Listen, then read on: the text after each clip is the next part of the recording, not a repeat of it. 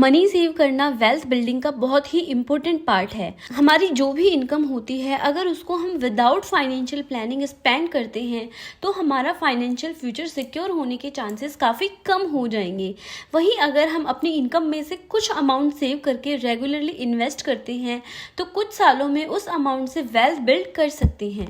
पर इसका मतलब ये नहीं कि फ्यूचर की प्लानिंग के चक्कर में करंट टाइम एंजॉय करना भूल जाएं। अपनी हैप्पीनेस के लिए अपनी करंट डिजायर्स को भी फुलफिल करना जरूरी है। तो इस वीडियो में हम बात करेंगे 50-30-20 फाइनेंशियल प्लानिंग रूल के बारे में, जो आपको सेविंग्स और एक्सपेंडिचर के बीच में बैलेंस बनाने में हेल्प करेगा। इस रूल के बारे में बात करने से पहले हम इस बारे में बात कर लेते हैं कि सेविंग करना क्यों जरूरी है या फाइनेंशियल प्लानिंग के क्या बेनिफिट्स हैं।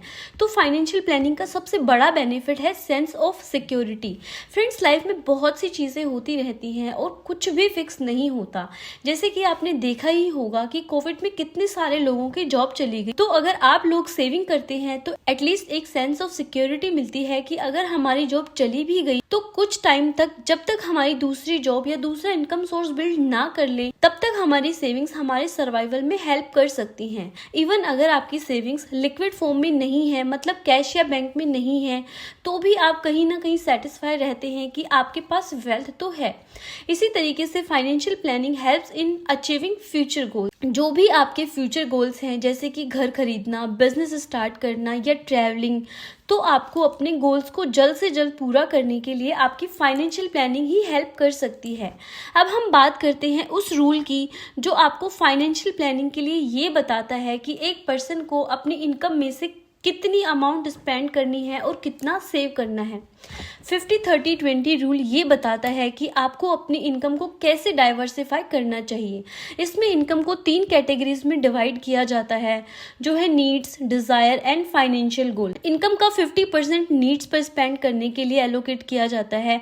नीड्स में वो सभी चीजें आती हैं जो सर्वाइवल के लिए नेसेसरी हैं, जैसे खाना, पानी, घर का किराया, बिजली का बिल एटसेट्रा। इनकम का 30% डिजायर्स के लिए एलोकेट किया जाता है। डिजायर में वो सभी चीजें आती हैं जिन पर खर्च करने का आपका मन तो करता है पर आपके बेसिक सर्वाइवल के लिए जरूरी नहीं है। For example, buying luxury items, eating in restaurants, entertainment जैसे कि मूवीज, नेटफ्लिक्स सब्सक्रिप्शन एटसेट्रा। और बाकी इनकम का 20% फाइनेंशियल गोल्स के लिए एलोकेट किया जाता है। इस कैटेगरी में इस तरह की चीजें आती हैं जो फ्यूचर में बहुत बेनिफिशियल रहती हैं। इसमें हर टाइप की सेविंग्स आती हैं, फिर चाहे वो घर खरीदने के लिए हो, बच्चों की एजुकेशन के लिए हो या फिर रिटायरमेंट के लिए। अगर आपने कोई लोन लिया हुआ है तो उसकी रीपेमेंट भी इसी कैटेगरी में आती है। अब हम 50-30-20 रूल का एक एग्जाम्पल देखते हैं।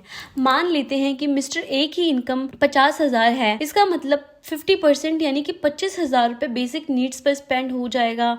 इसका 30% यानी कि 15,000 डिजायर्स पर खर्च हो जाएगा और इसका 20% यानी कि 10,000 फाइनेंशियल गोल्स के लिए सेव किया जाएगा। इसी तरह सेविंग्स की और स्ट्रेटजीज होती हैं, जैसे कि 10% rule, 100 minus your age rule etcetera. 10% rule simple है, ये बोलता है कि आपको अपनी सैलरी का एटलीस्ट 10% तो सेव करना ही है और बचे हुए पैसों से आपको बाकी सब करना है। 100 माइनस योर एज रूल, ये बहुत ही इंटरेस्टिंग रूल है और जनरली हम इस रूल का उल्टा करते हैं। इस रूल से हमें ये सीखने को मिलता है कि हमको अपनी इनकम का कुछ फिक्स परसेंट नहीं बल्कि वेरिएबल परसेंट सेव करना चाहिए, जो कि एज के साथ साथ कम होती जाती है। इसमें परसेंट निकालने के लिए 100 में से एज को माइनस किया जाता है। फॉर एग्जाम्पल, अगर आपकी एज 25 है तो आपको अपनी एज का 75%, जो कि 100 में से आपकी एज माइनस करके कैलकुलेट किया हुआ है। ये रूल कहता है कि हमारी एज बढ़ने के साथ साथ हमारे खर्चे भी बढ़ते रहते हैं, इसीलिए आपको ज्यादा से ज्यादा सेविंग अपनी अर्ली एज में कर लेनी चाहिए। तो फाइनेंशियल प्लानिंग से रिलेटेड एक इम्पोर्टेंट फैक्टर को समझा। इस सब कैटेगरी में 10% रूल सबसे सिंपल है और 50-30-20 रूल स्टार्टिंग में थोड़ा सा डिफिकल्ट लग सकता है, पर टाइम के साथ साथ आप इसमें एक्सपर्ट हो सकते हैं। इन सब स्ट्रेटजीज का मेन पर्पस ये है कि अगर आप अपने फ्यूचर फ्यूचर के लिए फाइनेंशियल प्लानिंग करना चाहते हैं तो आपको अपनी सेविंग्स पर फोकस करना है, फिर चाहे आपकी इनकम कितनी भी हो। हालांकि जब आप इस स्ट्रेटजी को अप्लाई करेंगे तो शुरुआत में कुछ चैलेंजेस आएंगे। ये हो सकता है कि परसेंट के हिसाब से आपके जितने खर्चे होने चाहिए रियल लाइफ में उससे ज़्यादा हो, पर अगर आप इन स्ट्रेटजीज को सीरियसली फॉलो करेंगे तो टाइम के साथ ये आपकी आदत बन जाएगी। अगर फिर भी नहीं हो पा रहा है तो हो सकता है कि आपको अपनी लाइफस्टाइल में थोड़ा चेंज करना पड़े। जैसे आपकी सैलरी का 100% अमाउंट स्पेंड हो रहा है तो आपको आइडेंटिफाई करना होगा कि इसके पीछे क्या रीज़न है। अगर आप अपनी वॉन्ट्स पर ज़्यादा स्पेंड कर रहे हैं तो इस पर आपको कंट्रोल करना होगा। और अगर आप जिस घर में रहते हैं उसका रेंट अगर आपकी इनकम के हिसाब से ज़्यादा है तो आप किसी दूसरी जगह पर जहाँ रेंट कम हो घर ले सकते हैं।